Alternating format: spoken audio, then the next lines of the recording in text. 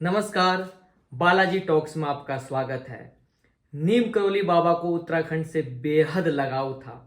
वो उत्तराखंड को देवों की भूमि नाम से संबोधित करते थे।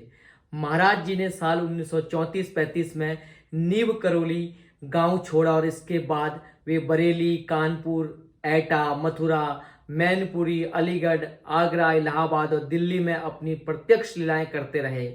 महाराज जी कहीं भी ज्यादा नहीं ठहरते, अल्पकालीन ही निवास करते, उसके बाद एक जगह से दूसरी जगह गमन करते रहते।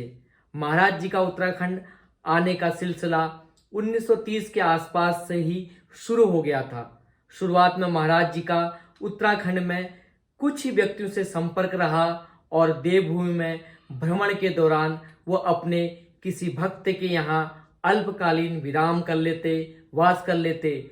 धीरे धीरे महाराज जी से कई भक्त जुड़े और नैनीताल व हल्द्वानी क्षेत्र के निवासी महाराज जी की लीलाओं को देखकर उन पर असीम श्रद्धा रखने लगे थे। 1940-41 के समय का जो काल था, जो ये पूरा पीरियड था, उस बीच महाराज जी ने उत्तराखंड में अपनी लीलाओं का विस्तार किया और भक्तों को आशीर्वाद मिलने लगा। मुकुंदा की किताब कथा अनंत कथामृत में 1942 का एक जिक्र मिलता है। कैंची गांव के रहने वाले पूर्णानंद तिवारी नैनीताल कचहरी से अपने गांव लौट रहे थे।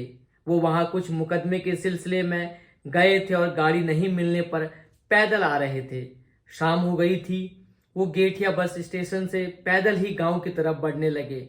गांव की दूरी यहां से 15-16 किलोमीटर थी और पूर्णानंद तिवारी जो व्यक्ति थे, खुफिया डांट नाम की जगह पर भूत से डर रहे थे, क्योंकि ये डरावनी जगह मानी जाती थी।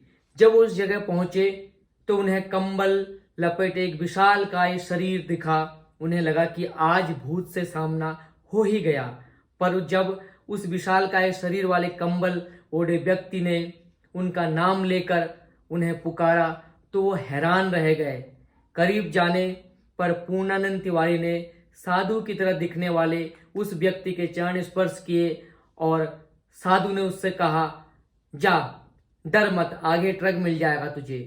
सशंकित भाव से महाराज जी को देखते ही पूर्णानंद तिवारी ने पूछा, महाराज जी अब कब दर्शन होंगे? साधु ने जवाब दिया, 20 साल के बाद, अब जा यहां से। पूर्णानंद तिवारी कुछ ही दूर आगे बढ़े थे कि उनको ट्रक मिल गया और वो उसमें बैठकर अपने गांव चले गए। ठीक 20 साल बाद महाराज जी ने कैंची आकर उन्हें दर्शन दिए।